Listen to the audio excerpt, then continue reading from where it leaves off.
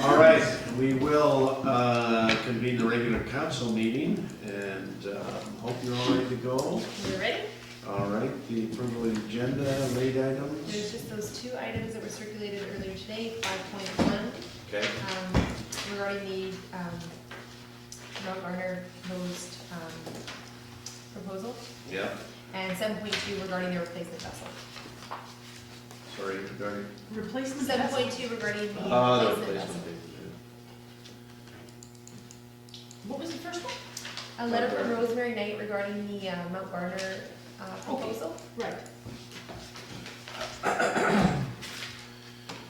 Isn't All right. that 12.68? Were they sent electronically or on the table? They're sent out electronically. It's in regards to item 5.1 as well.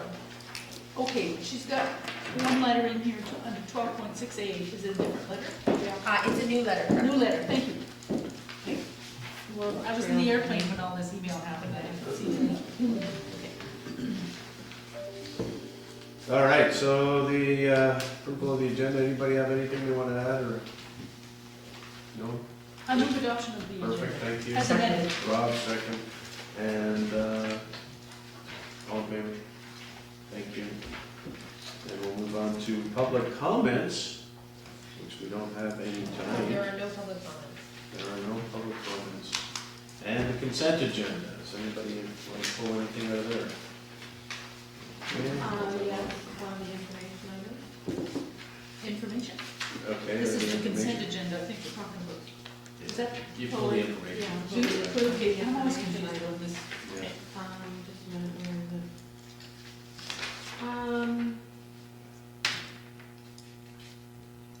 Was it the letter for the, The letter for the health. that's D 12.1. 12.1, the letter. Anything else? Just 12.5 to drop. Sorry, 12.5? 12.5 to drop the resignation. Yeah, that was my other one I wanted to put. Okay, 12.5. Put those both into section 11. And, Could we put 12.5 behind Bonnie's report? They sort of go together. sure, okay.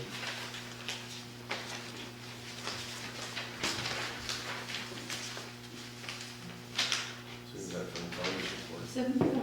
7.1. Five foot one? No, Bonnie's one of the, Oh, yeah, yes, you're right, 5.1. 5.1, yeah. Okay.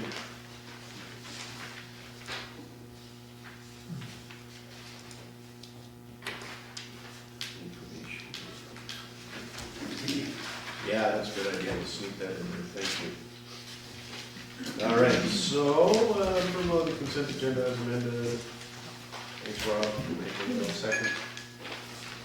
David did. Seconds. David did, Okay, yes. thank you all. I just Okay. can't remember it now. Okay.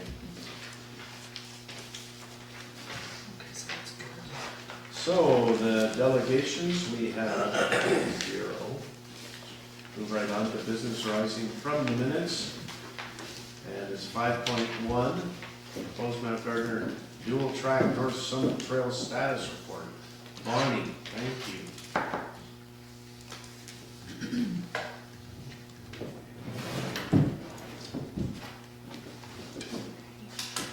Good evening, Mayor and Council.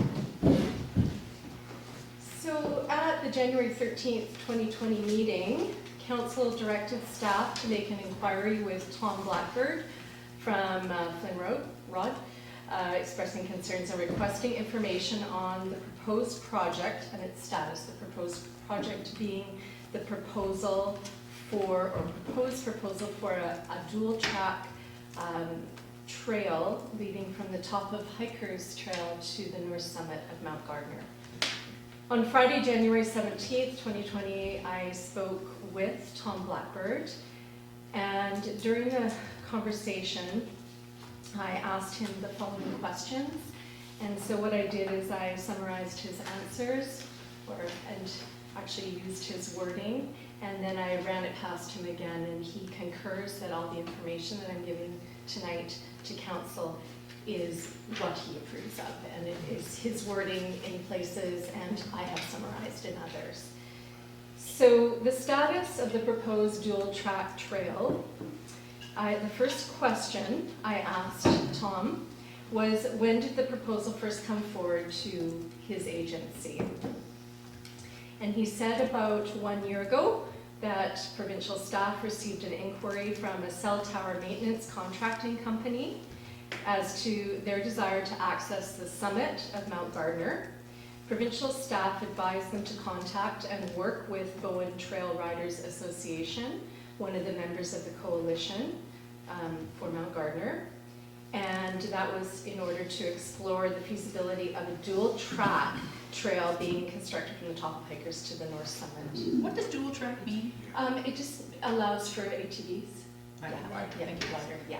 Oh, not for two different users at the same time, but just one. Yeah, or two dirt bikes, I guess. Is that- Two ruts. But the idea is you could have walkers and motorized. You could, vehicles. yes, Yeah. yeah, you could. So a preliminary estimate of costs related to the construction and maintenance of the potential trail was formulated between the cell tower maintenance provider and members of BITRA, which is the Trail Riders Association of Bowen. And subsequent to receiving the construction maintenance estimates and figuring all those out, the cell tower company pulled out, as Tom referred to it as. And since that time, that cell tower provider has expressed no further interest in pursuing the trail's development. So I asked, the second question I asked, and these questions came from the discussion at the council's chamber. I just want to reiterate that from the January 13th meeting. So the second question I asked was, what is the status of the proposal?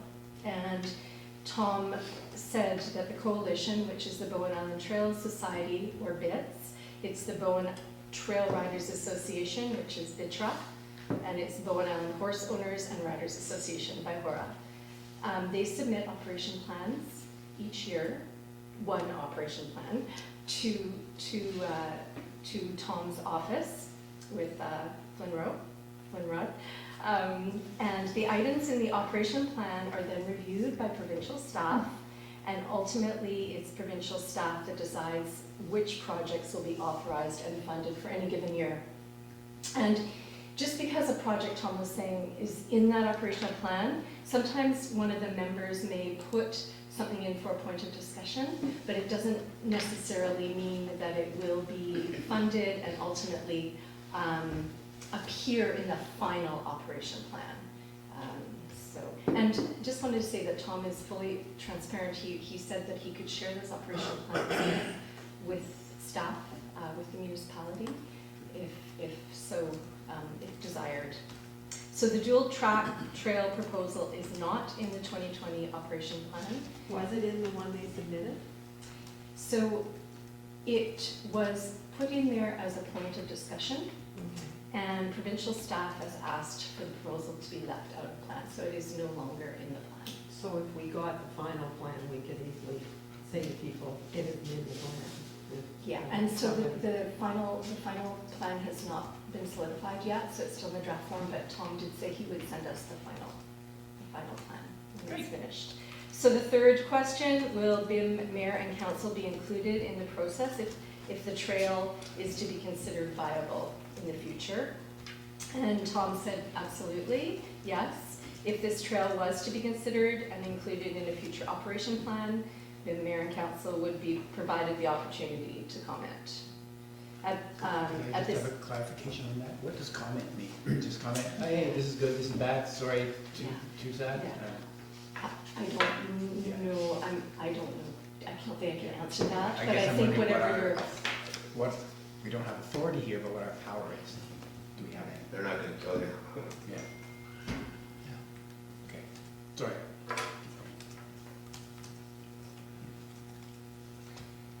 so at this time, provincial staff does not support the inclusion of the trail, given the concerns raised through correspondences from Bowen Island residents, and Tom Blackbird has received a number of letters of concern.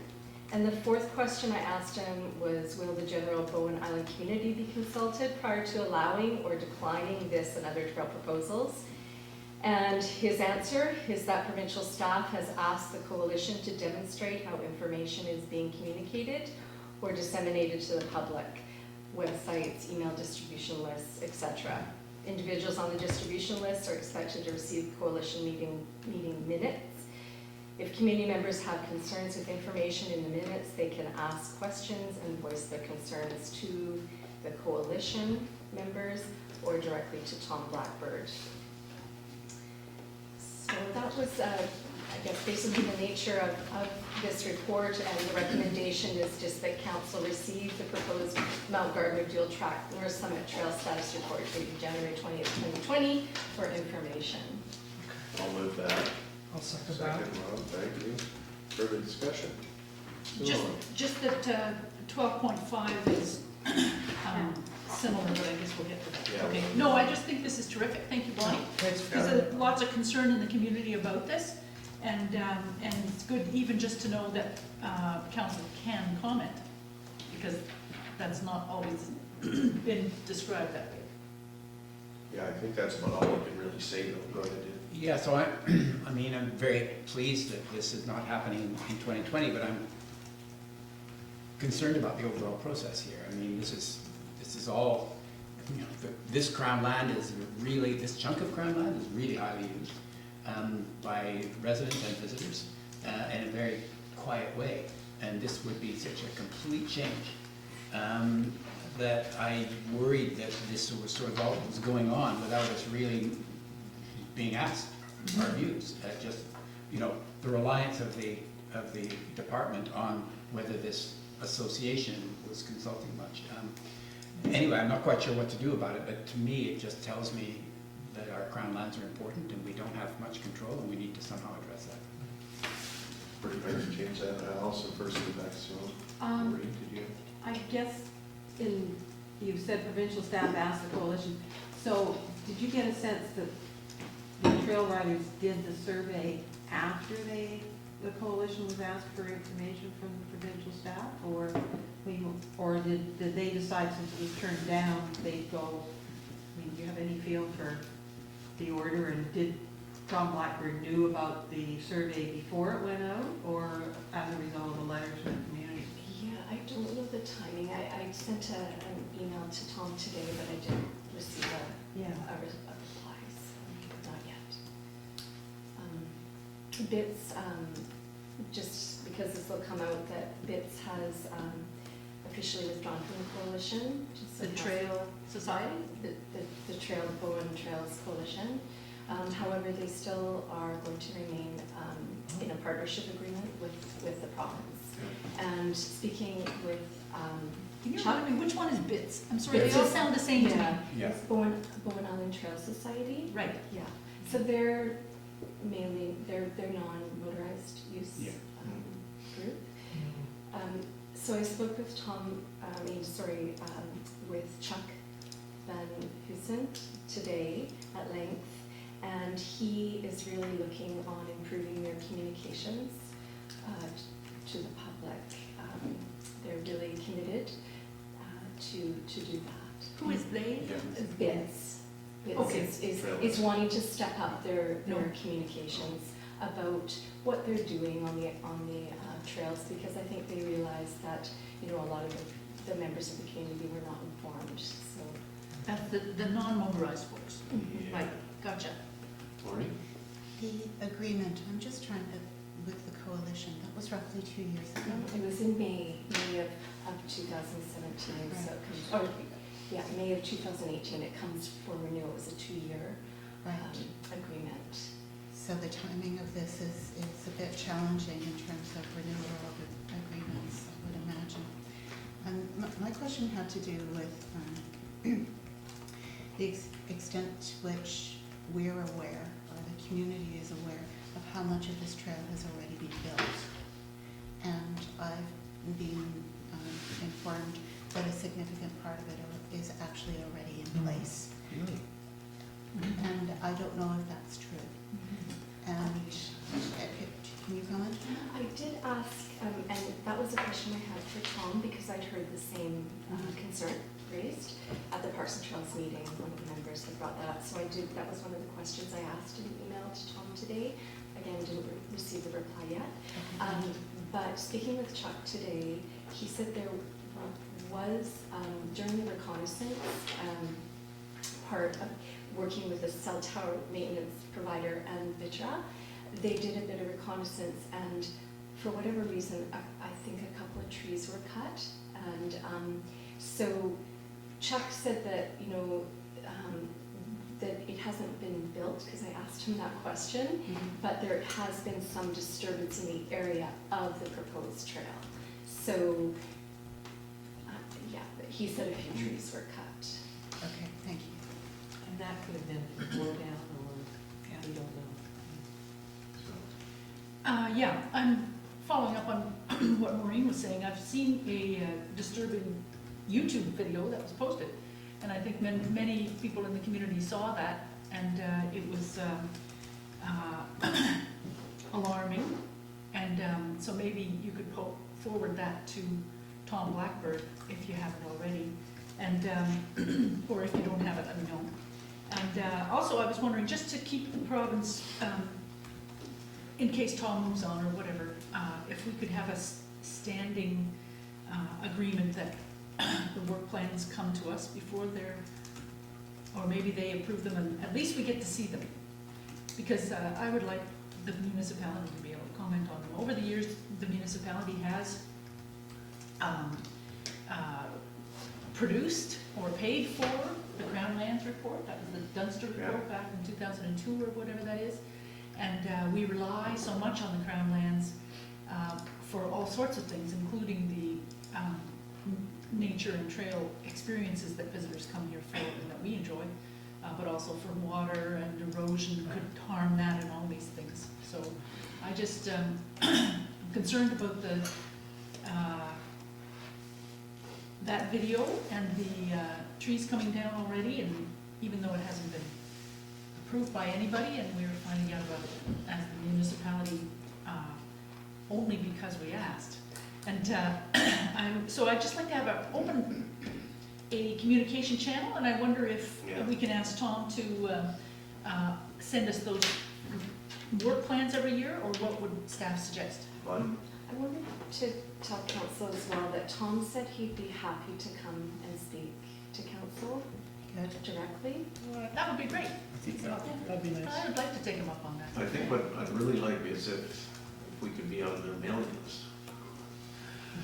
For anything like this that comes up, I mean, on Bowen Island, I think we should be informed, because it came right out of left field. And there's a lot of work being done in the past by the trails people, and I don't begrudge them that, but we don't seem to be in the loop, and I just wondered if we could try to get a little bit more influence in it. There is a partnership agreement holders meeting here in council chambers tomorrow night. Okay. It's usually a semi-type of closed situation, so Vitra representatives will be there, Bylaws and Dix, as also Rotary will be there as well. Are you?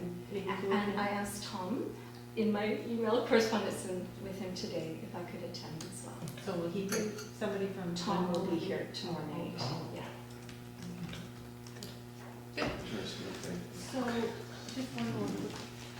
If I heard you correctly, the agreement was a 2-year one, and I remember when it was being done, and that, so if that was 2017, then it's expired in? 2018, it expires in May of 2020. Okay. Yes, so that it was in May of 2018. So can you make sure that we're sort of kept apprised of when the deal discussions with the new agreement? Would you be happy doing that correspondence, Bonnie? With Tom? Yeah. And I can disseminate the information. Or would you like a council motion? Well, we've already got one. Well, we're just receiving this, which, let's get rid of that motion off the table, so, all in favor? Yep. Okay, thank you, Maureen. All right, so I just wondered if we should pursue anything, or just leave it with you, Bonnie, to just make sure that we're kept informed of anything that's going on in our neighborhood. Sure. And would council Does council wish me to follow up with Tom? And Yeah. ask if, set up a time for him to come and maybe come as a delegation? Yeah. Sure. In the future council meeting? Yeah, no, that would be great, that would cement the relationship, I think. Okay, that's great, thank you, Bonnie. So 12.5, Maureen pulled it and I was going to pull it. Yeah, And the reason I wanted to pull it was so that we could draw everybody's attention to it, because it's a survey and people should be able to fill it out, and trails, et cetera, on Crown land. So just in case people don't have the agenda in front of them, it's a news release from the BC government regarding the province seeking input into the provincial trails strategy, item 12.5. So I think that it's a good time to make community members aware, and perhaps we could have Sophie send something out more broadly. and those would be in the Can I- entire province, eh? Yeah. Yeah. And can I ask Bonnie to put this on the Parks, Trails and Greenways Advisory Sure. Committee agenda? Sure can. I just, speaking to the trail strategy for BC, I did read it, and there's some really good language in there, and it's reassuring, I think, for some. And one of them, and I just want to quote it, is competing demands for trail usage plus increased environmental concerns are compelling governments to take a more integrated approach to recreation and transportation, and to classify trails according to the desired experience. So that is part of the strategy that the provincial government is looking at. And Mount Gardner, I think, fits into, desired use of certain trails. So, and yeah, I think it's really important that the community weighs in on that, on the strategy. Yeah. All right. So does that answer your question? Yeah, but I guess it's just, the coalition is doing good things, and I think that the capacity that the trail riders brought to the work to help with trails for hikers and horse riders is really important. Yes, yeah. And I think so, and I don't, just because maybe, BITS basically has said that it's really administrative, they run by volunteers, and so they just found with the coalition there's that extra set of minutes and distribution of those minutes, and they just felt it was just a bit too much for them. So it doesn't preclude that the chair would still continue to do some good work on the trails. They still probably have a partnership agreement of some sort with the province, as will BITS and maybe Bagora as well. So, and the hopes is that they maybe still would work together, but from BITS perspective, as Chuck said today, it was purely from administrative and volunteer capacity issues. All right, are you happy with that, Maureen? yeah, thank you very much for following up on this. It's a difficult one. I think we definitely have to get a little bit more involved with what's happening. I don't begrudge what they're doing. The trail squad did such an amazing job on it. But I think there's a real pushback on motorized vehicles going up there. There's no question about it. All right, thank you very much, Bonnie. And we'll move on to 5.2 then, response to Catesville Neighborhood Association correspondence, snow code and noise mitigation. Okay, that's me again, and so the purpose of this report is to provide a response to the Catesville Neighborhood Association correspondence dated December 9th, 2019, which came to Mayor and Council. And a bit of background, Bowen Island Municipality received a letter from the Catesville Neighborhood Association that outlined concerns related to noise in Snug Cove. At its January 13th, 2020 meeting, Council passed a resolution that stated that the letter from the Catesville Neighborhood Association dated December 9th, 2019 be referred to staff and report back to future council meetings. So here I am tonight reporting back. Just a bit about noise mitigation. In the letter from the association, they had some good points about possible mitigation measures to address some of the noise in Snug Cove. And staff is suggesting that the points raised by the association, for example, minimizing amplification and directing amplifying speakers towards the ocean, not facing up the hill, could be addressed in a noise mitigation plan supplied by applicants and to be included in all noise exemption applications for events in Snug Cove. If events in Snug Cove are bylaw exempt, or that is not contravening bylaw provisions, staff is not informed as noise bylaw exemptions are not required. However, staff knows when community events are taking place, and staff also has a list of events that have been granted exemptions. Staff could include a calendar of known Snug Cove events in noise exemption council reports that's for events that are in and around Snug Cove. This schedule of events could give council information that could inform decision-making. Financial implications, none identified. Communication strategy, that the Cates Hill Community Association would be contacted with the council outcome from tonight's meeting. No ecological implications identified. And that brings back to the recommendation before you tonight, Mayor and Council, and that is that Council directs staff to obtain a noise mitigation plan from any applicant seeking to hold an event in Snug Cove that requires a noise exemption and include the noise mitigation plan as part of the noise exemption report, and that council directs staff to include a calendar of known Snug Cove events in noise exemption reports specific to Snug Cove. So moved. Second. Okay. Just a quick comment, I David, think, Rob? I like what you've done, it's exactly what I think we were asking for, and I think this speaks well to how you're responding to the community's requests, so I support this. Thank you. And it might be helpful to provide a sample of a good noise mitigation plan and a sample of a really bad one. Yeah, like you do that in school. Here's good, here's bad, aim for that. Okay, good idea. We were thinking of that because we have a really good one that somebody just submitted for a wedding. They just wanted to, so that was fantastic. Rob, and then Bonnie, just a comment on this.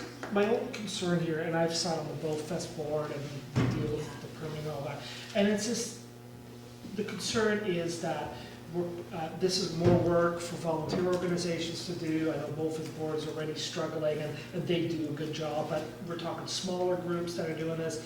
Is this potentially putting a burden on these groups to another report that they gotta fill out and send to you and you gotta reply and yada, yada, yada? Well, Bowfest is under sort of a different ball of wax. Let's say it's a community event, but it doesn't require canvassing. So was a long time ago, Alison, you could maybe give the history on that event in particular and the dog dance. Well, I was going to ask some questions about that, because I'm not sure that so one of the things I was going to ask is which organizations get that exemption? Because the ball tournament comes out as one in his mind, but we did sort of, with a few of them, they're annual things and they happen, so once you sort of, if it's an ongoing community event, if you've got your ducks in a row the first time, then you don't have to do all the canvassing and everything, you just have to submit the details of your event. And I would think, once you've done your noise mitigation plan the first time, other than tweaking it for things that didn't work, you're not gonna have to redo it every time. Because they're sort of annual type events that are similar and things like that, so. all depends if it worked the year before, though. Did I understand you to say that the ball tournament is exempt? Well, no, the question has come up because part of the thing was these are annual and ongoing, quote, community type events. And for them to have to go through the canvassing bit every year. Oh, I don't think there's. So it's an old resolution, and as Yeah, I and I remember can't it, find I all the don't, background. Bowfest, so what it was back in the day, and it was really old resolution, was when an event happens, the exact time, the duration basically, but exactly the same weekend, year after year after year. So that was the Dock Dance, which always occurs on the same weekend, and BowFest, which always, or it'll be some memory, it's always occurred on the same. So those two events through council resolution a long time ago were exempt from the canvassing requirements. That was my question. Okay. So we moved and seconded. Yeah, I think there should be, to Maureen's point, there should be some kind of a template for the mitigation and what it looks like. Oh, I just wanted to make a suggestion, just because I was recently at the municipal law BC course, we kind of encounter things like this, and that this would be a really good example of where we could use policy that says what organizations are exempt, includes the application form for this noise mitigation, and a few other things that aren't really set out in bylaw, but are general practice, just so that we don't have to have these conversations every year, it's just sort of I there. think we did have a policy that went along with this noise exemption, but it's very hard to understand. It is. We'll perhaps review them. Yeah. yeah. All good points. I like the idea of, I'd be happy to make a motion that council direct staff. You have this motion on the We've table, already got one on the sorry, table, so we got, yeah. sorry, but Okay, let's take a vote on that, all in favor? Thank you, that's unanimous. Now, That council direct staff to prepare a noise management policy for the consideration of council at a future date. can we see if we can dig one up or not? We already have in the policies a noise control exemption policy. so perhaps an update. An update, So yeah, let's just review the noise exemption policy. Report back on that. yeah, and report back, yeah, Okay. thank you, I'll second that. Second, thank you, David, all in favor? Thank you. thank you. Okay. You get to practice your new skills with Bowen. Beauty. Be a nice quiet place. Okay, down to staff reports. So Bonnie follow up. again. Bonnie again. Yes, indeed. Follow up in October 15th, 2019 council direction regarding environmental climate action advisory committee recommendations. Bonnie. Okay, so this is a staff comment sheet. I did work with Glenn, Yep. our interim director of engineering. As this is really sort of in his area of expertise, but the Environment and Climate Action Advisory Committee came up with two recommendations at their October 15th, 2019 meeting.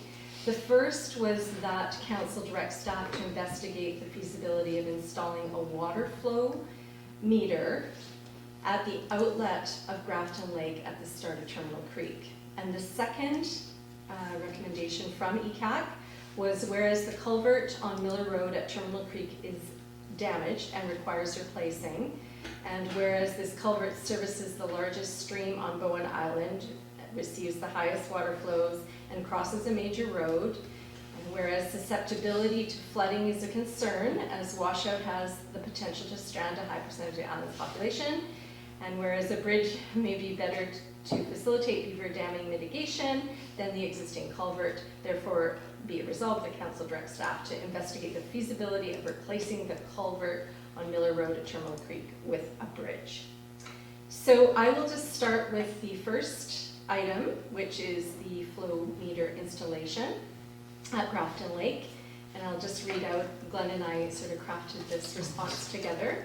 So the outflow rate data is useful information to ensure minimum environmental base flow commitments to Terminal Creek are being made, to provide data regarding the overall functions of the watershed, and to assist with updating the operating protocols of the dam, particularly in light of growing demand as water supply in the face, as a water supply and in the face of climate change. In order to accurately measure a wide range of flows with least long-term maintenance, a primary measuring device would be required, such as a weir, a pipe, or a flume of some sort.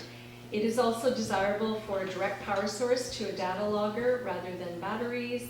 So for semi-permanent installation, Glenn estimated the cost to be approximately $30,000, between 20 and 30. A more accurate price would be sought if the project is fundamentally supported. This project has not been identified as a priority in 2020. However, in 2021 or in subsequent years, Council may consider data collection a priority as it relates to a comprehensive water storage, potability, and outflow study of Grafton Lake. So that was the response crafted in response to the ECAC. Recommendation number 1. And number 2 is the culvert replacement on Miller Road. So culvert replacement at Miller Road Terminal Creek Crossing has been identified as a capital project in 2020. The interim director of engineering supports a design that better addresses flood risk reduction and improved fish migration. However, there are both bridge and culvert configurations that can achieve this. Both options are expected to be expensive, but a bridge more so than an improved culvert. Staff will conduct a high-level operation or option review to confirm the most cost-effective solution in preparation for firming up the 2020 budget.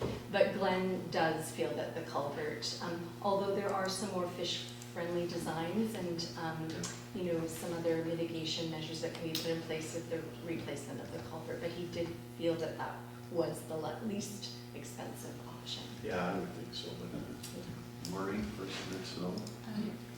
The comprehensive water storage, potability and outflow study, was Glenn thinking of that as part of the larger water systems review? I don't know if it was, if specifically Maureen, I'm not sure. Might be something you to confirm. Reading from that. Pardon me? That's my reading from it, that's all I read. That it would be part of the larger study? It would make sense Yeah. to be. Yeah. So, Regarding the first component about measuring the outflow, I like that because it gives you baseline data, but it also makes sure that you don't dry up the creek and damage the ecology below.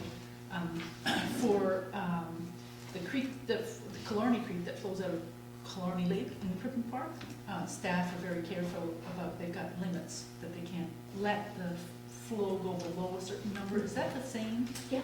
Okay. We have a responsibility. Yeah. Right, it's just a matter of how closely you can monitor that? Yeah.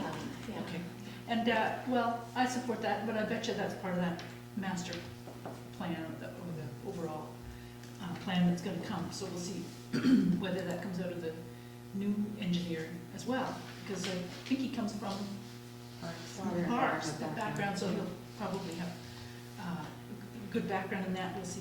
I think with regarding to the bridge, the part of the reason I had talked about a bridge at a previous council meeting was because, and I think I sent you the article, but it's just that sometimes a bridge also makes it safer for wildlife crossing the road, and for people crossing the road, and for maintenance of the culvert or bridge, because you can walk underneath and you can easily assess any changes. And I appreciate that maybe it won't be possible here, but what they call, I've forgotten exactly what they call it, but basically it's sort of a bridge type structure with a little path along the side. So if this was to happen, it might be a better experience for users as well, for the park trail users. And I was just going to suggest that if there's benefits to, because that's such a narrow bottleneck in the stream and the park there, all wildlife that's coming up and down the creek has to cross there as well. Not just the fish, but deer and, any kind of herons, whatever. And people too have to, they pop up and they're crossing at that difficult corner on the crosswalk. So it's possible that Metro Vancouver Parks would be a partner in this, and I just think it might be worth approaching them. If it's an actual improvement in the quality of the visitor experience and the wildlife safety and the people safety, and the ease in assessing the condition of the culvert/bridge, it might be worth a conversation with Metro Vancouver Parks. They might pitch in, because it would also help them. So that's just what I wanted to say about that, and I look forward to what comes. Yeah, no, we do have a recommendation here on Just to receive. Or It's just to to receive. And receive, that's sorry. just to receive it. Yeah. I don't know how far we should go with the rest of it.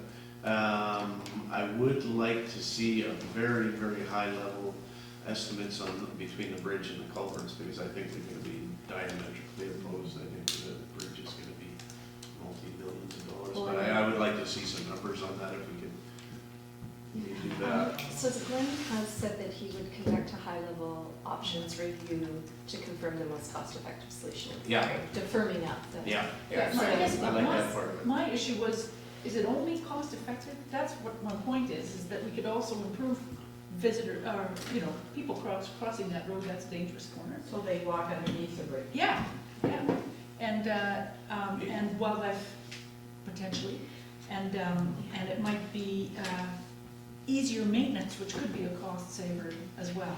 Because I'm one of the people who drove over that Miller Road culvert in the dark, the day that, the morning, early in the morning before it was discovered that it was partly failing. So I could have been one of the people down in there, and I know how dark and rainy it is, and I see the people trying to cross the road there, they're surprised because they're park users, and they're coming up, they're going, what's this, a road in the park? If they're not from Bowen. So I just have an issue with this most cost-effective solution. Yeah, and I think it's sort of a funny worded paragraph, because I know, speaking with Glenn, that he supports a design that better addresses flood risk reduction, improved fish migration, and wildlife friendly as well. But at the last sentence does say the most cost effective, and in that paragraph it starts off with the design. So I think, you know, he'll look at things comprehensively and give sort of a, you know, high level, Good. you know, Well, my- benefits. We could take that right out of there if you wanted to. I mean, it doesn't have to be cost effective, it's gonna show Could we up. add and ask staff to discuss with Metro Vancouver before finalizing and consider Pedestrian safety, pedestrian safety? ease of maintenance, And then those kinds of things. Yeah, I don't know, Dennis, did you? Well, I was gonna say, we probably don't need a motion, because you're gonna get an opportunity to Yeah. look at those two options, but if, it might not hurt in this instance to have a motion, just to request staff to report back on those two options, and before that, to consult with Metro Parks with regard to the bridge option. Yeah. If we put it in motion, then make sure it's gonna all get covered. Yeah. So we'll report back. So I'll move the first part, that council receive for information the comments from the interim manager for environment, parks, planning, and bylaw services regarding recommendations from the Environment and Climate Action Advisory Committee, and that council request, and I'm waiting for Hope to have worked away on it here. Do you want it as one motion?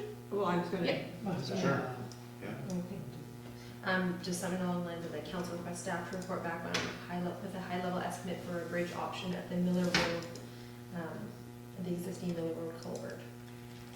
And that Metro Vancouver. Oh, and then- With conversation with Metro And Vancouver consult Parks, with Metro Vancouver Parks. and that pedestrian safety, wildlife crossing safety, and ease of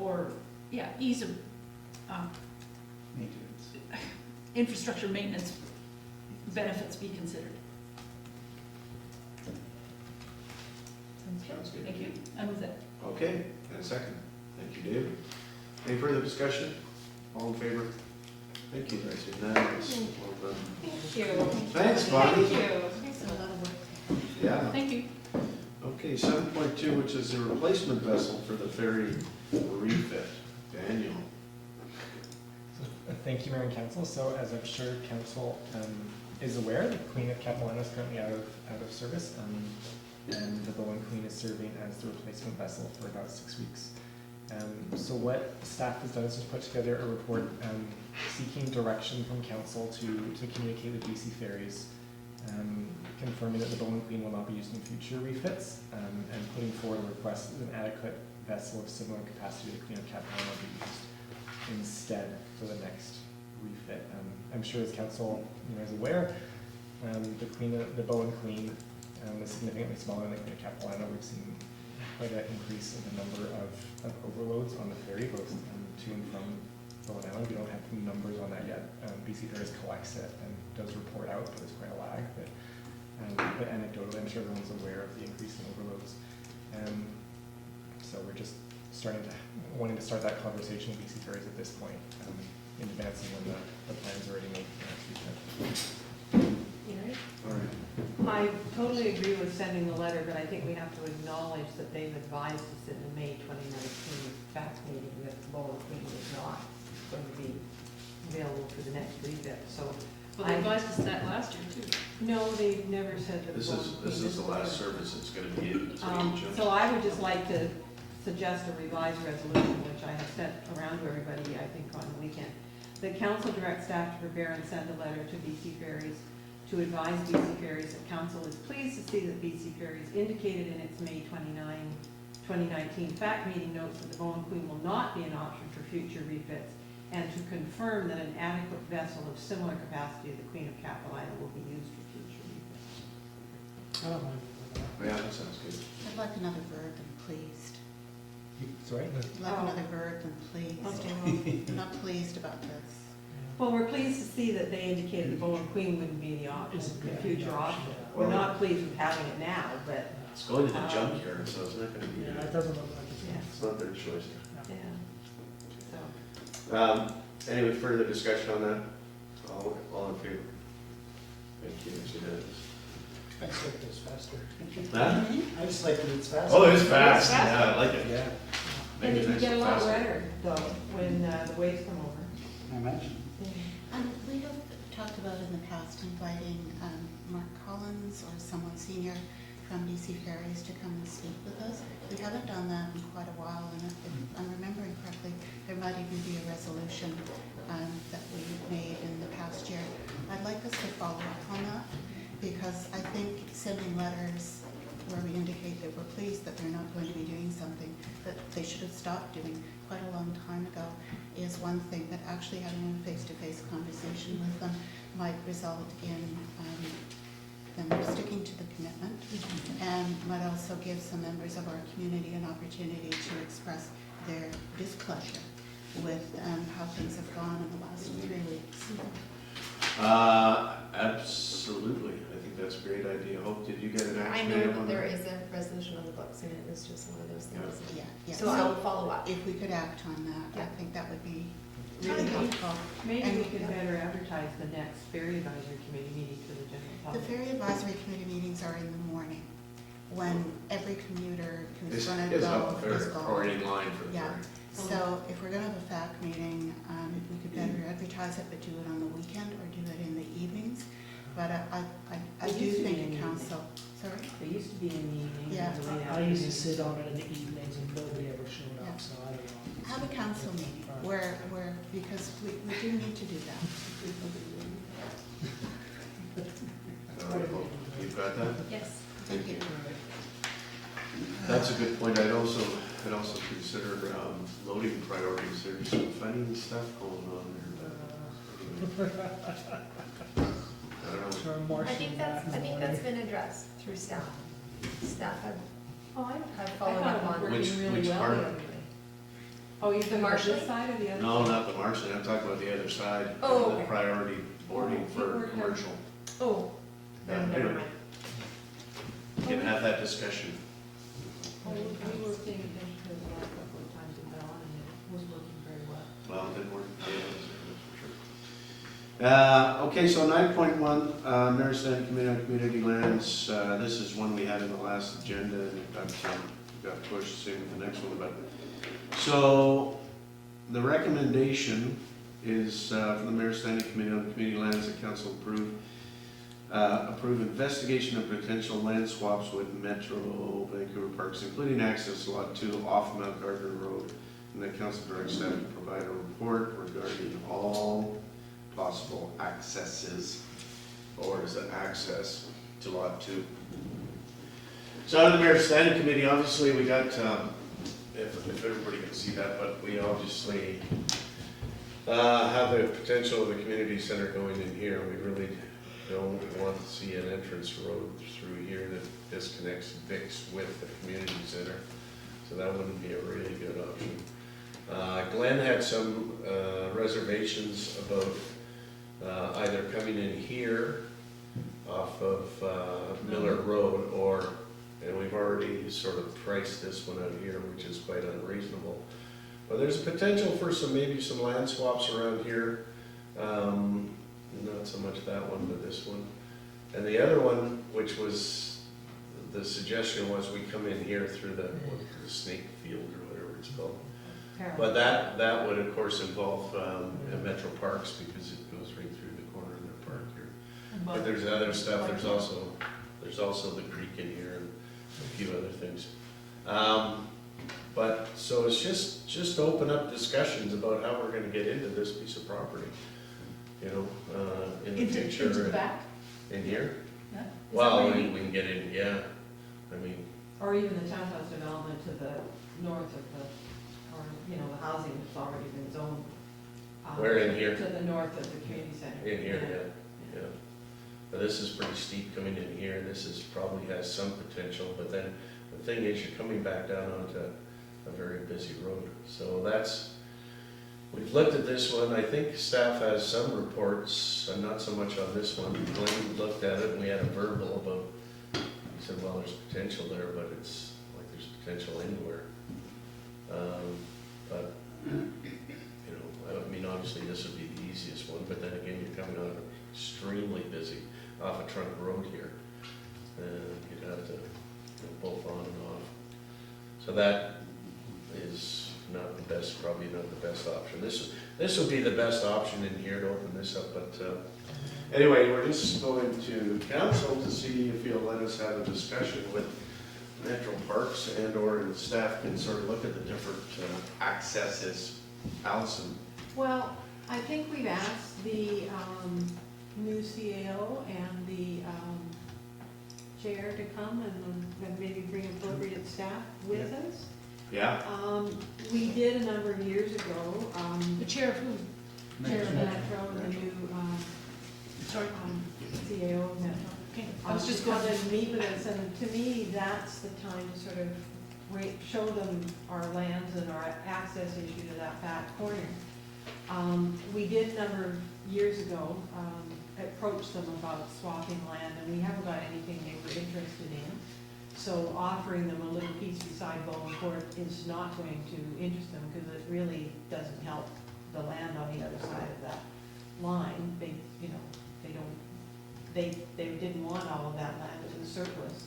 And the stuff in lot 1, when we did acquire the lands from Metro, we didn't necessarily want all of that, but they said it's an all or nothing deal because we don't want it. So we don't have anything they're interested in, and at the time, they also said, if you're, you know, we want to get some, swap some land for some land at the vote, they wanted fair market value for that land. So, There were further conversations, subsequent to your conversations, regarding this part of the Metro Parks with Mike Redpath and Neil. And they were prepared to entertain further conversations. And I forget his name now, the fellow who was in charge of parks and housing, who no longer has that portfolio, also was prepared to entertain discussion that was related to housing issues. And this very much is related to housing. I don't think that Sav Dalawal and the new CEO will have much of an opinion. I think that the people we need to be speaking to are the people in charge of Metro Parks. well, I was hoping the Metro Parks person would come with them to that particular meeting, because we sort of said, you know, we encourage them to bring really, you know, relevant staff. I think they're two separate meetings, and probably a meeting with Parks first Yeah. would make sense. So Just they're to- willing to let us go into that side of the park?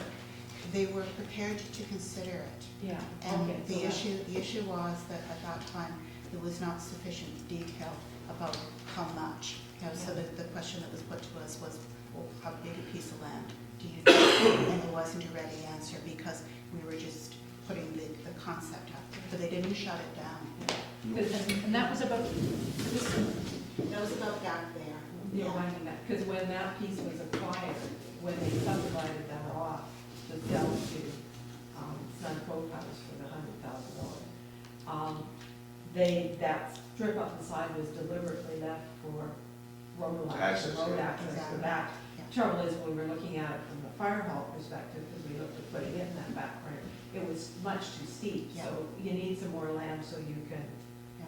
maybe move it around a little bit, but, So I'd like to move a slightly revised, it's just a Sure. clarifying version of the resolution. The council approved investigation into potential land swaps with Metro Vancouver Parks to allow access to Lot 2 of the community lands of Mount Gardner Road, and that council direct staff to provide a report regarding all possible accesses to Lot 2 of the community lands. so my concern is using the word land swaps. Why don't we just talk about acquiring or getting some park land use to access? Because I don't know that there's any land we can swap if they're interested. Well, it doesn't. So why would Just we- opening up the conversation. Yeah, well, let's just open it, do it as a conversation, investigate with the Metro Vancouver Parks, gaining access to Lot 2. Period. Fair enough, yeah. Yeah. Yeah, okay, That would mean that I can support this, because okay. potential land swaps leaves it open as to what land could the mayor's standing committee be talking. You know, Yeah. I think the community has lots of interest in Yeah. all Metro Vancouver Parks land, and so when you say Friendly. swaps. Certainly wouldn't happen without going to the community. And the prime reason for doing this is to get access to Lot 2. So I'll second that motion. Okay, Can I so just hear it one what more does it time? look Sorry. like? Yes, please. That council approved investigation with Metro Vancouver Parks to gain access to Lot 2, period. To allow Yeah, access. Of To the allow community access. lands, make sure you're specifying Lot 2 The community. rest of it lands. stays the same. that. Yeah. And no, and leaving off Mount Gardner Road is period. Okay. Yeah. Are you still leaving the second part in? I'm sorry. Council Director? I would keep Mount Gardner I Road. would keep that too. Well, no, but that's what I've said, to allow access. Then you can talk about any access through Metro Parks. It could be off Mill, or it could be off Mount Gardner. Doesn't I think matter. that's fine, it's still broader. It's Yeah. broad. Staff, Okay, the ability to look at all possibilities Yeah. and come back to you with that report. yeah. And then Yeah. maybe you'll have that before you meet with the chair. Sure, we don't have to be too specific on it. Yeah. Okay, so. So with one the more second time. round. Well, let's, Second. yeah, Yeah. let's Yeah. read what she's got now The council approved investigation with Metro with Vancouver. Metro Vancouver Parks to allow access to Lot 2 of the community lands. I'm just wondering, approving who? I'm just wondering, approving, Investigation with Metro Vancouver Parks. but council Oh, approves who's investigating, who's- who's doing the who's investigation? doing the Oh, staff. investigation. Staff. Staff investigate. Yeah, Investigated, Yeah. yeah, sorry, that's why I got hung up. Yeah. yeah. And All right, then it still ends up- second it. So are we Okay, severing the two motions? No. Okay, so, and that council direct staff provide a report regarding all possible accesses to Lot 2.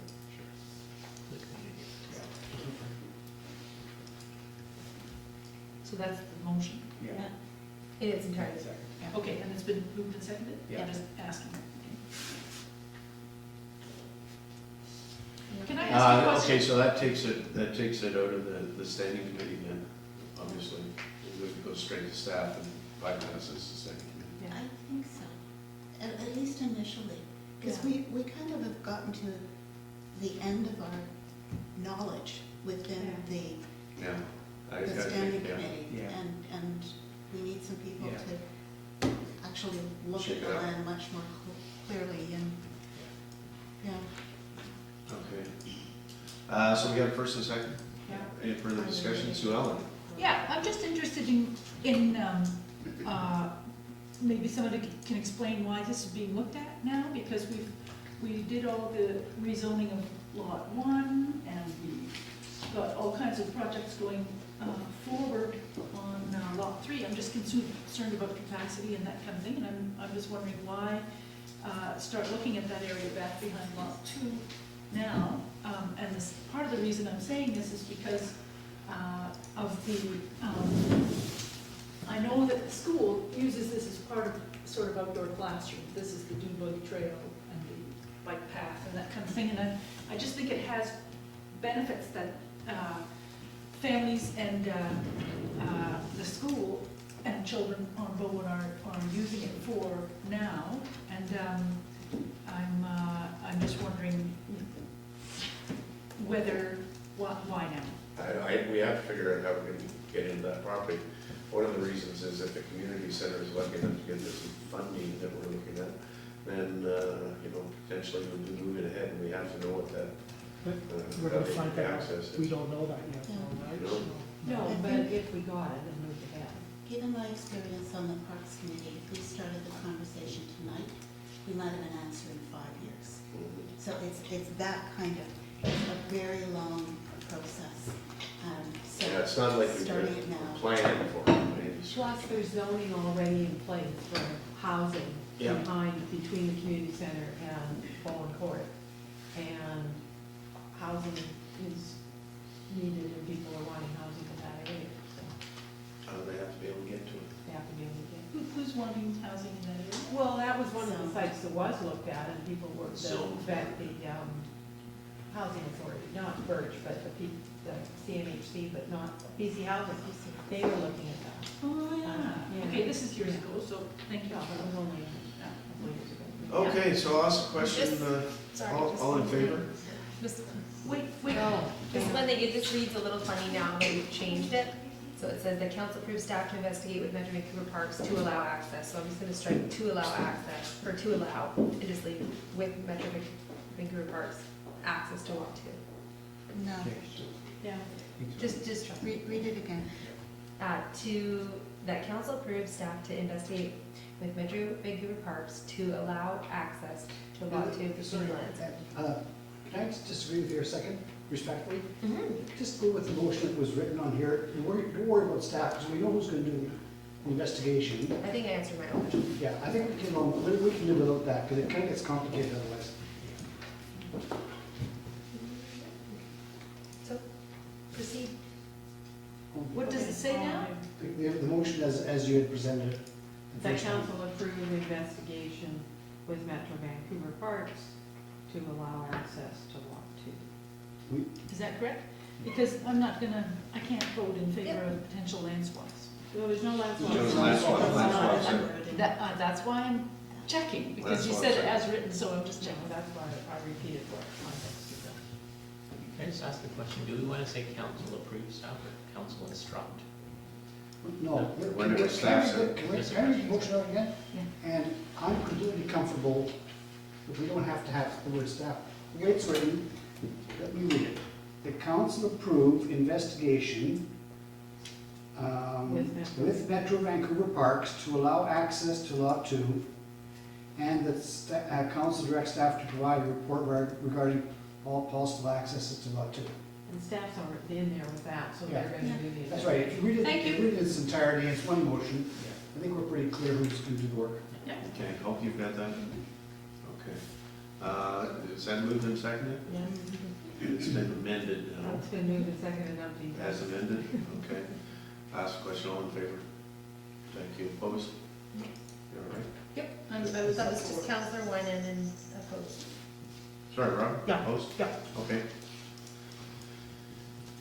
Thanks, I missed that. Okay, so 9.2, Transportation Advisory Committee, Counselor Hawking. So this was council, this came up to council, I don't remember actually. January 13th. No, it was deferred from January 15th. No, but it came up to council earlier and they sent this off to BIMTAC to have a look at. And so BIMTAC obviously is, their primary approach is to support transportation alternatives. But in the discussion at BIMTAC about this, one of their concerns was that to allow people to take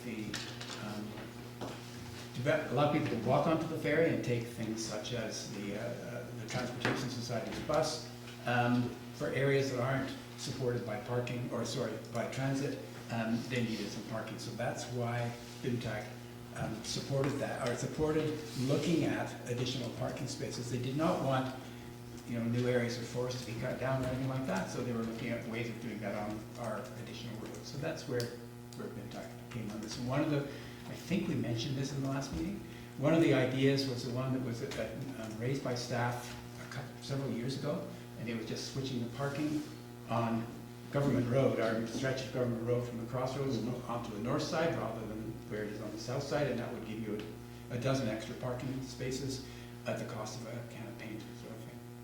Yeah. Rob?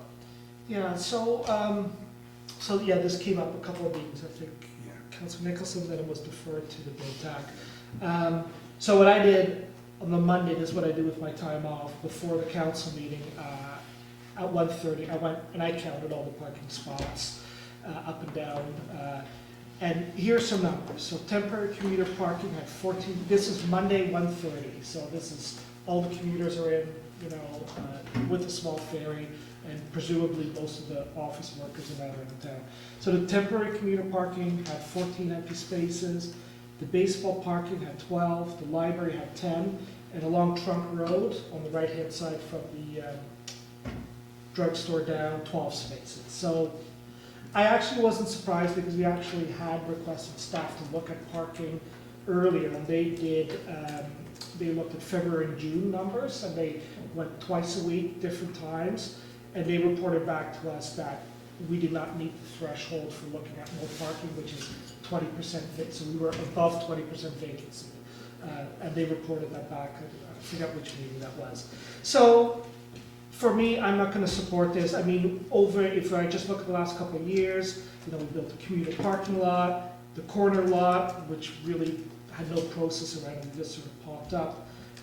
We're gonna be building maybe 50-car parking lot by the fire hall, the bike park, which I supported, which has been built. So we've been building a lot of parking, and you know, it's one of these things, and I agree with David that, and the transportation plan, which is that we need to look at curbing demand. We can't just, you know, this is sort of like what I've been doing with my pants, is like, you know, add an extra 2 inches, and you know, now I'm a size 36, and now they can't wind them anymore, right? And so you're getting to a state where things don't start looking pretty anymore.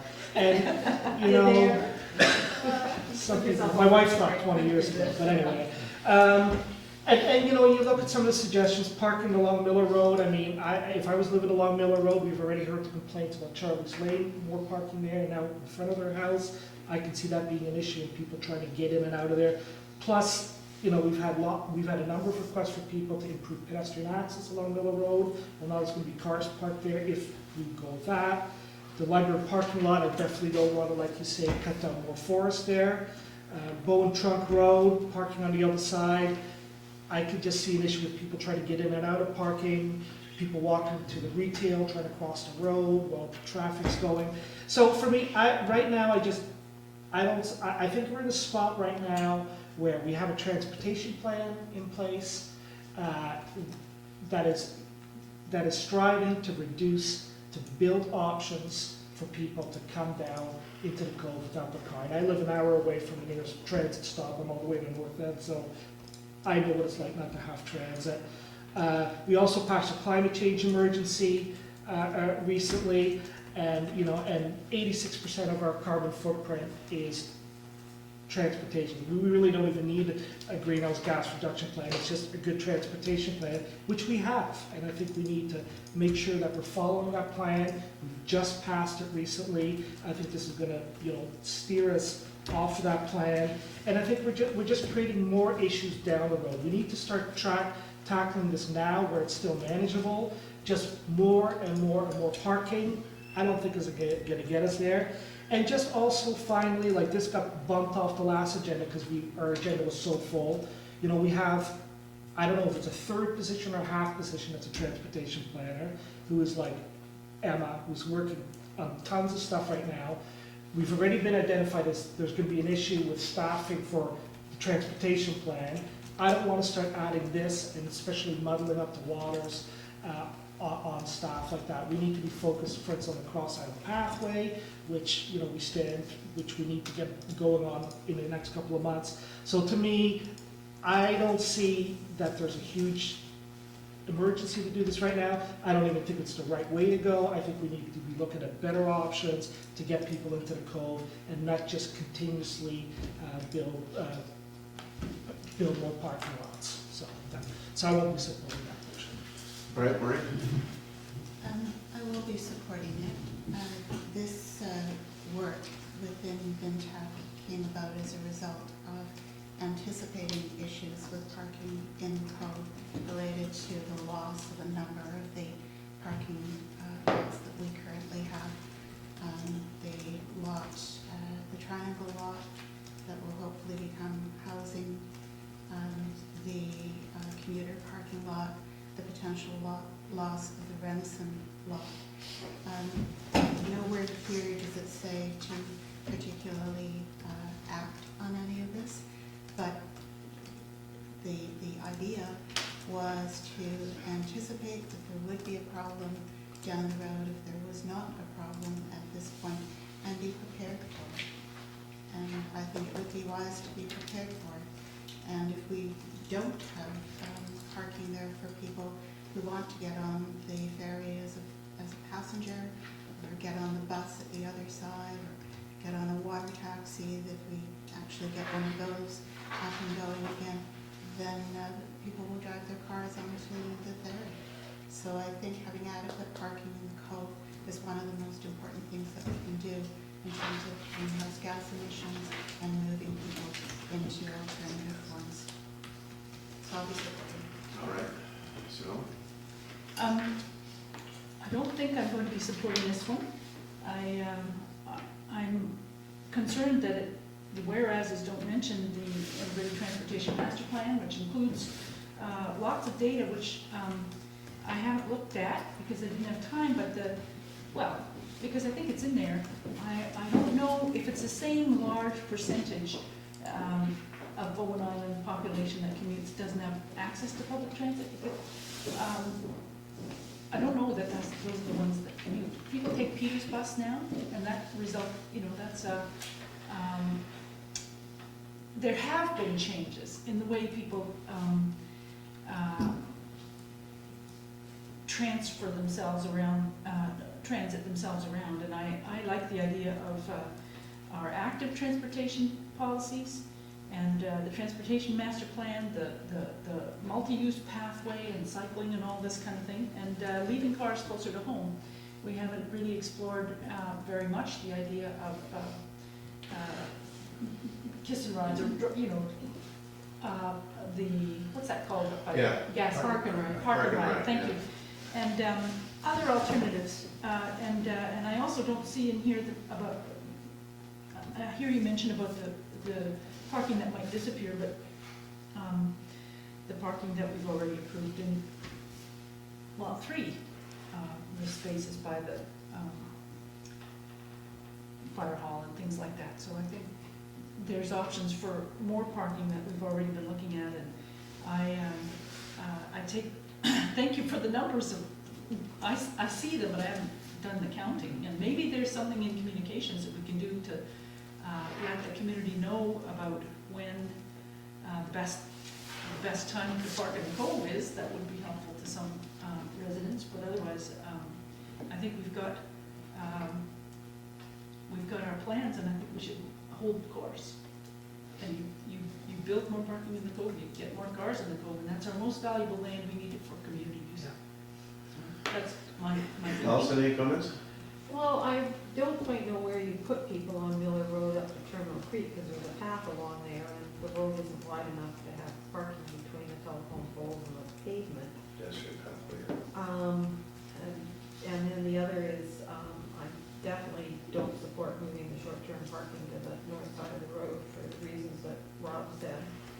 And I don't have a problem investigating if there's some more parking on Dorman, sort of up near the sewage plant, but I have a recollection that it kind of falls off there, and it might be fairly expensive to fill in so that you can park. And I've got a question about the people that park on Lot 2. I'm wondering how many of those people are parking there because they're working in Village Square.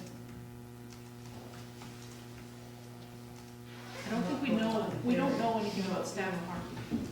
No, but you never see the Village Square overflow, the parking lot that people that live and work in Village Square are supposed to be using is never full.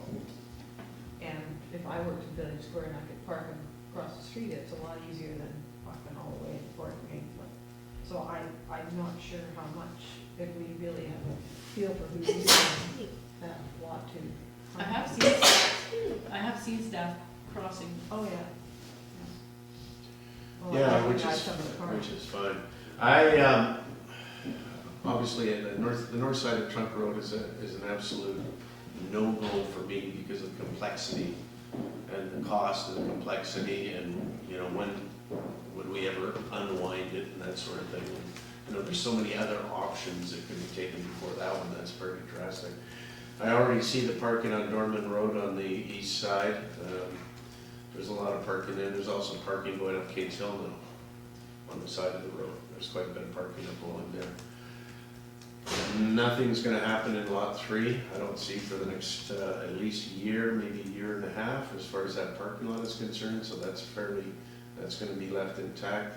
The area 1 of lot 2, potentially, you know, all goes well, that won't be in use for very much longer. I'm not in favor of wholesale parking. I'm in big favor of parking rides. I think we've got to expand our parking ride. I don't know why people aren't using it. I think it has something to do with the bus fares. Well, or also the timing, if you're coming home anything after the bus stop's running, and you're parking the parking ride, you're just as good as if you. Yeah, but I think people have to look at their options, and I think we just can't keep building parking in the code because we don't have any room. If we were putting in something underground or something like that, you know, maybe that would be fine, but that's extraordinarily expensive. There's absolutely no question about it. And I think, I think that's just a step backwards, and I think people have to understand that there is not going to be unlimited commuter parking in the cove, period. And I think they have to sort of get their mind into that mind space that not everybody's going to have commuter parking in the cove, and I don't think it's something we encourage. We should be encouraging people to take the bus. We should be encouraging the parking rides. We should be encouraging people to double up in their cars. I don't think we can sacrifice, or thumbing it, but I don't think we can sacrifice our community lands in the cove for the parking. And then, you know, we're certainly not doing that. I mean, look what we've done with the parking for area 1 of lot 2. We've reduced our parking component by more than 50%.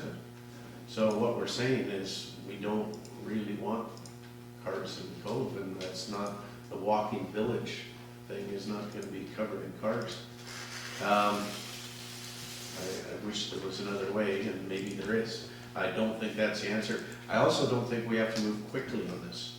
It's not something I think is really stressful right now. So is this It's motion going to be been very moved? slow. What? Is this motion been moved and seconded from a process perspective? No, but everybody's having their say, and that's about Right, it. yeah, behind that, that was all. May I Oh, just okay. mention though, what has been moved and seconded and approved in a prior council meeting was to, if I'm remembering correctly, Daniel, was to direct staff to begin working on a parking plan for Snow Cove. And this came out of that motion because there was objection about, we have a transportation plan, so it was not just a matter of staff looking at parking in the cove, but the Transportation Advisory Committee looking at it. So even if this were to be deferred or not passed, we still have a standing recommendation that instructs staff to begin work on this. That's part of the resolution, isn't it? Wasn't that part of the resolution, this It resolution? was from, I have to look back, but it was something that council directs staff to identify potential public parking spaces on community lands, so it's, Community. but I don't think it was up specifically on community lands, but staff was provided the direction to start looking at parking, not to It put wasn't parking. this one here. It's not this one. This flowed from that original recommendation, where staff was directed by council and the Transportation Advisory Committee was directed by council. I don't recall that.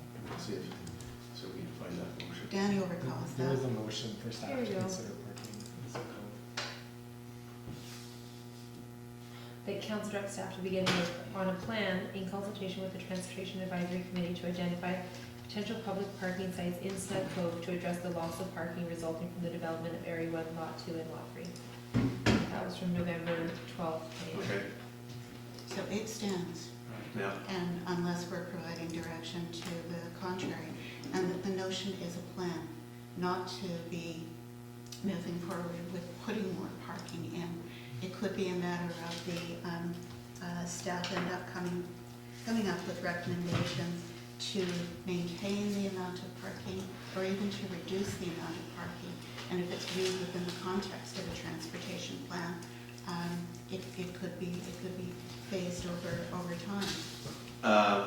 Well, do you want to wait for that recommendation from staff and we can pull this last resolution?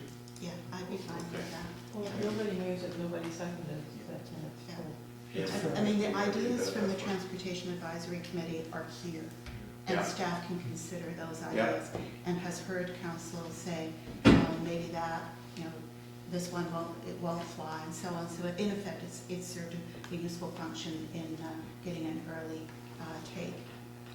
But I do just want to say one more thing, which is that I do commute. Yeah. Some of us commute. We need parking. 800 odd people are getting on that ferry and going to work. And park and ride is not going to work for all of them. No. And if you go down to the Cove, I mean, you may have gone down today. I've gone down to the Cove plenty of times, midday on the days when I'm on island, and I can't find a spot. I simply can't. Hope is not it. So, I mean, anecdotal evidence based on one day, forgive me, Rob, one day's survey should not prevent us from thinking in what amounts to the short term. A year, 2 years from now, 3 years from now, that's short term. And if we end up with buildings on those current parking lots, we're gonna have a problem, we're gonna be scrambling. Agreed. I mean, it's an issue. It's absolutely an issue. There's no question about it, and it's not going to go away. I just don't know how dire it is right now. Just a final comment. I commute as well, okay? There's lots of us who commute, okay? And where there is parking in the Cove, it is not like there is zero parking in the Cove. So it's finding appropriate levels.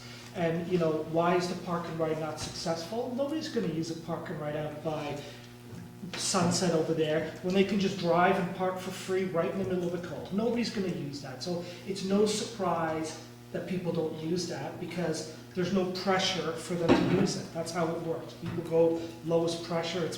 Why would you drive there, park your car, then wait for the bus, then take the bus? I mean, nobody's going to do that. So there's no rocket science yet. But if there's no parking, or if the parking is really limited, then people will go, oh, I need to find a different option. And then they may use a commuter parking lot. Or they may decide, you know what? Maybe I can get this electric bike from Grafton Lake and bike over there instead of just driving quickly and parking it for nothing. So if we are serious about a transportation plan, we need to make sure that we're creating pressure in the right spots and creating opportunities for people to bypass that pressure and doing it that way.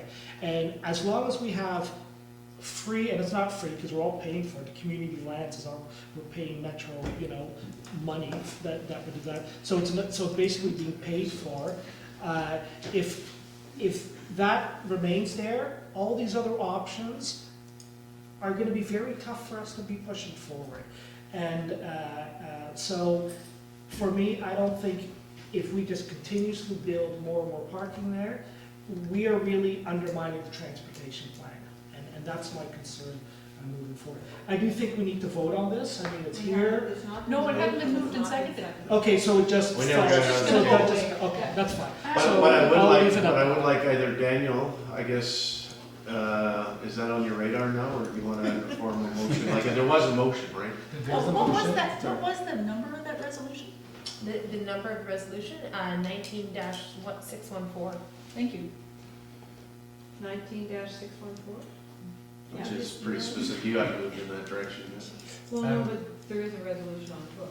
Well, I'm saying, I just wondered if it was happening. So yes, and so I had like an initial conversation with Patrick, so Okay. that was part of it, Okay. was waiting for Patrick's here, bringing him up to speed. So yeah, it's something that we have on our radar.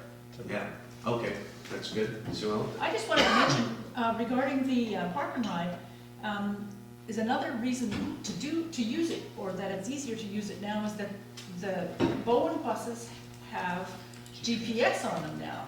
which is new, and it allows you to get to the park and ride before the bus does, and you know that the bus is coming because you can see it on your app. I think it's called Double App or Double Map or something funny like that.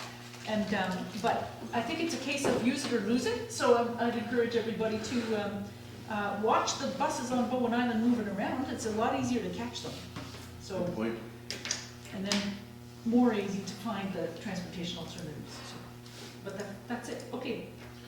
Perfect, so we'll move on to 9.3, which is Community Economic Development Committee. Councillor Nicholson and Morris. Do you want to speak? Okay.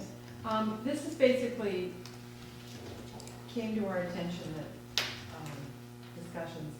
None of the people along Cardina were consulted to do with the road, knowing even when it was going to start work or how their buildings and paths were going to be accessed.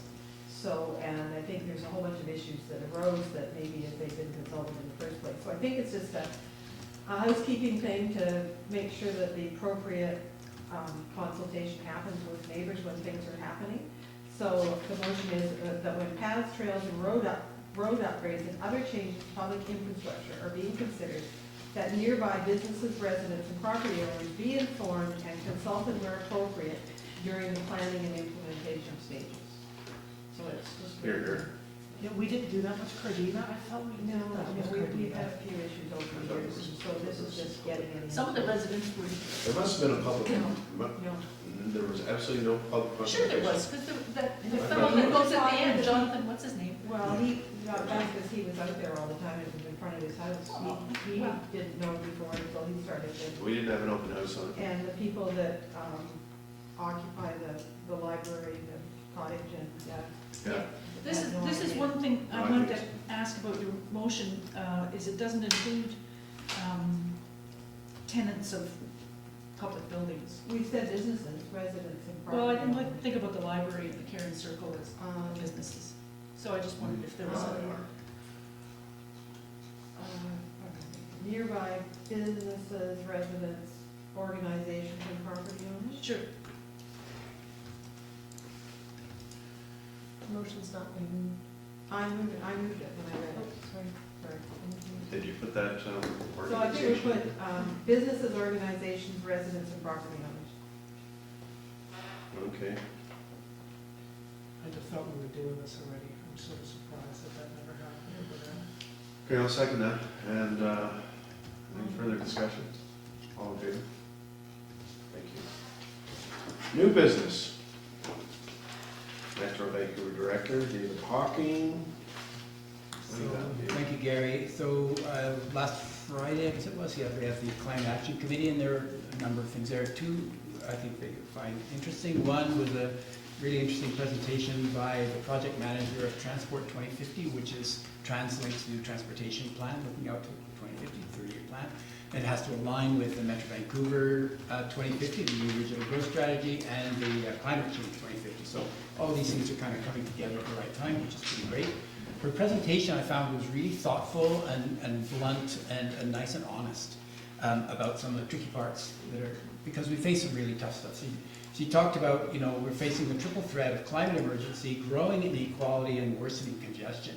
So how do you deal with all three of those? And it's, you know, it's not easy. For instance, some of the new technology that we're thinking, you know, we know with self-driving cars and all that kind of stuff, that'll make transportation cheaper in cars and probably make congestion worse. So without proper regulation, that, you know, this is not something that's going to solve problems necessarily. It could be more burdensome. And she also recognized that we've had on the books for a couple of decades the idea of pricing roads or pricing congestion in some way, and it's going to happen. We cannot reach the goals without that. And of course, politically, it's very difficult. Who wants to do that and get elected again? But it has to happen. So that was really interesting. I thought she was really great. The other thing was an interesting example of the value of Metro Vancouver staff. So remember, I guess it was a year ago or so, yeah, May 2019, the province passed that Zero Emission Vehicles Act that we had to have a certain proportion of our emissions were electric and all that. And I thought, wow, this is terrific, that's really progressive and so on. Staff looked at it in detail and found that actually people were already buying cars faster than the laws be pushing people to buy them, and there are all kinds of holes in it. So there was a really good presentation that they did, looking at all the details, the kind of stuff that, you know, we can't do, we don't have the staff to do. Vancouver maybe has the staff to do that, but hardly anybody else. So it was just a really good example of staff doing some really detailed work and finding, there are all kinds of holes in what the province is proposing, and sending a letter to the province to deal with it. And they had a very short time because the province gave a deadline that they couldn't even take it to the committee. So they sent it, and then sent it to the committee saying, can you approve what we just sent? And we said yes. So anyway, that was sort of an interesting example of how detailed work by staff can do stuff that we can't do here. And that was that. All right, thank you, Dave. Awesome. And items trust, it's going to be Councillor Fass. Sure, okay. I just have a couple of things I wanted to say. I was on Hornby Island and Denman Island last week, chairing local trust committees. So I'm finding out more about how other islands solve problems. Denman Island, for example, has a density land bank so that they know how much density remains in their official community plan, and they can use that density for specific projects. For example, they're considering it for an affordable housing project. And so it's being carefully budgeted out. And it's something we could think about for Bowen Island too, because we do have things in our official community plan. Anyway. That's really interesting. Can I ask a question? So how on earth does that work? You're saying, so density that's allocated, they can sort of move it around. But that's it's private because, property, it's because right? they density had, transfer. they had in the past rezoned some forest, some lands that had more density on it to be managed forest land or something like that. So the density wasn't going to be used.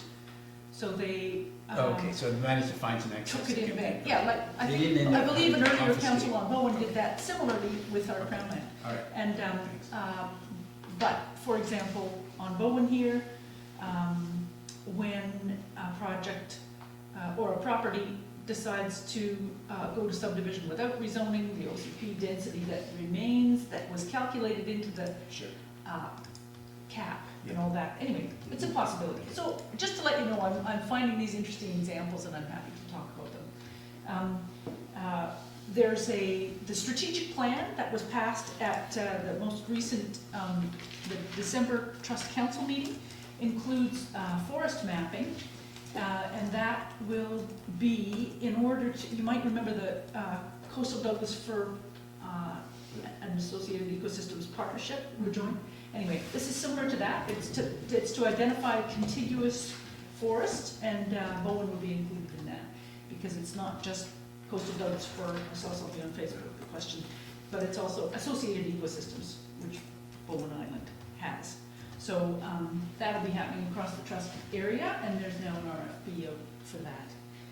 Excuse me, the information on the trust said that Bowen was not part of the Coastal Douglas Fir, so. Well, I don't know whether that's the ecosystem or this mapping project, but this mapping project, Will include Bowen? as far as I understand, yeah. Could you double check on Sure, that, please? Sure, I'd be happy to. Thank you. And so I'll just keep something over here and check. And I don't know if we've had the strategic plan in our agendas, do you remember, Bo?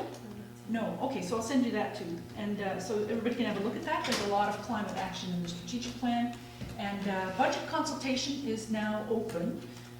So I'll also send that link to Hope. And you can send it to Sophie too, and everybody's, I've already I sent it to sent Sophie. a press release already. okay? We're on top of it. All right. Does anybody else want to make this report? No, I just let people know there's another, in terms of the, this is great, there's good things happening, there's a whole bunch of things in the package there, you can see in the information items, 12.2 A, B, C, and D. The D one should be, well, anyway, it doesn't matter. The point is, there's a bunch of letters going out to the newly elected federal government and ministers, and lining up with what's in their mandate letters in terms of species at risk and protecting biodiversity. And And I've got another financial planning committee meeting coming up February 22nd, I believe. There was one last week. And so it's moving along.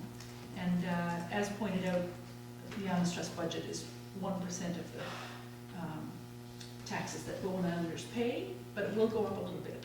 And I'm just not exactly sure how much that will be. All right, thanks, Sue. Councillor Nicholson. My report is brief. We have a parks committee meeting that nobody essentially made it to. We didn't. Nope. Oh, the snow day? It was a snow day, Snow there was no day, yeah. ferry running. Oh. I sent in a message at 5 minutes after 9 and said, I'm not gonna be there. They said, don't worry, nobody else is here. So the meeting was canceled. But David just circulated some information about some of the acquisition work that is going on and is now becoming public. So there are 2 new park acquisitions, one in Minicata Park and the other is Cod Wetland in Pitt Meadows. So that more aggressive acquisition of new parklands is now underway. Oh, great, super, solid. I just note that I forgot to mention this Islands Trust Conservancy report, which sounds like this. It says acquisitions on this island and that island, 61 to 65. So I didn't bring the materials with me because I just got off the plane before coming here.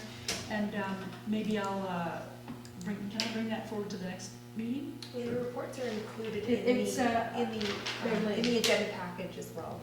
Oh, is it? The two, Oh, yeah, the oh, two right. reports are included in the Right. package. Okay. Super. Anyway, I don't want to take your time, but just to let you know that park acquisitions on Lasqueti Island and other islands are happening just the same way that the other regional parks are being established. One of the differences is in Islands Trust is park lands are not acquired through financial tax dollars, they're acquired through donations and funds raised through donations. So land donations and dollar donations. So the budget associated with them is to do with monitoring and management plans and covenant monitoring. And also we have that natural areas tax exemption program. If anybody's interested in lowering their taxes and has some nature they want to protect or dreams for their land going in the future, they can contact me. Super. That's it. Hey, Allison. I guess the biggest thing is rideshare. The province issued licenses to 2 companies, and TransLink has actively got a group working together, and our staff have been participating in that working group along with staff from all the others on the intermunicipal business licensing process, and there will be a very short report on the public agenda for Friday or Thursday, and then it will be a more detailed report coming, and staff will be coming back to all their respective councils in early March, right, Daniel? For getting in discussion going on, us adopting, sort of everybody adopting common rules and regulations for business licensing. So, Allison, can I ask, so are they, because I've been hearing people say, oh, they're not allowed to go to Horseshoe Bay yet, or, so is it just in certain areas around now, or is it? well, the licensing done by the Passenger Transportation Board, as I understand it, is being done for regions now. So if Uber decided they didn't want to go to Horseshoe Bay, well, that's Uber's decision. The region for us is basically the whole of Metro Vancouver. Yeah. And then some companies have only asked for certain areas. Just chunks. Yeah, I haven't actually gone and read, they turned one down, and I haven't actually read the reasons why, but I heard something, and it sounded really odd to me. But the Passenger Transportation Board has been taking quite a while to look at these, because there's been quite a number of applications. So currently on Bowen, people cannot do an Uber or Lyft, but they can if they live in Vancouver. Well, they could, the way the province is structured the legislation, we can't prohibit Uber or Lyft from offering services. Starting up. Whether they're gonna wanna come over here and offer services, So it's up to or them. hire drivers that live on the island that would be willing to offer services on the island, that's sort of part of the business application model. Early days. Very early It's days. Early days. Early days, Yeah. yeah. But by having the intermunicipal business licensing, will make it very easy because they can pick up anywhere in the region and drop off anywhere in the region. And all the rules are the same. And what happened in the States in a lot of areas was everybody tried to do their own rules and the state just stepped in and said, okay, we're running the show. So they're working on doing that So, right now. To keep sort of some control and being able to get information about where people are being picked up and dropped off, then if that's part of your licensing requirements, and then we've got some, and it's really important for the bigger areas to be able to have some control about, just knowing where the congestion is going to be. Now, we've all got used to streets and traffic bylaws, and we can use those to regulate where the curbside pickup and drop-off might be.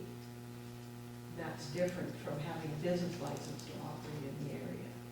But this just makes it streamlined and simple and translate would be sort of administrative concern with getting one of the big cities to do it with their. Time will tell. Yeah. Do you anticipate there needing to be any changes to our No, streets bylaw? talking to, Tessel, who's been going to the meetings, and I don't see, there may be some things that we have to put in place, but that's will all come forward with sort of a package. Okay, section 11 items are moved from consent agenda. Allison, you still got this 12.1D. Yeah, and my reason for doing that is I'm totally supportive of the letter, but I think we just need to dot all our i's and cross all our t's and pass a motion that says that council is in support of the letter being sent to the Ministry of Health. Yeah, Just so we can point and somebody can say, yes, that council was supportive of that. And I'm partly doing that because I can remember a few issues, where somebody called the mayor to task for speaking on behalf of a community without having the council's blessing. So I think there was a discussion about all the different support resolutions we gave to the health center, which would indicate the council Yeah, but we, in great support of the well, I health center. still feel that we need to just dot all the i's and t's, so if the No, I minister agree. came back I agree, and sure. point to a resolution that's just Yeah. saying, the council is in support of the letter that supports the letter sent to the Ministry of Health in support for the Bowen Island Health Center Foundation dated January 20th, 2020. Okay, I'll second that. Further discussion, all in favor? Thank you, that's unanimous, thank you. I won't get it again. No, it's fine. I think it's fine. It was a short-term. It was a short-term thing, yeah. Yeah. Okay, so, the information items, we're rolling this down to question period. Got nothing? Speechless. Got nothing, all right. Oh, Thank you for hanging in there. you're gonna write an article about the trail survey though, that the province is doing, right, for the crown. So you can write it. No other.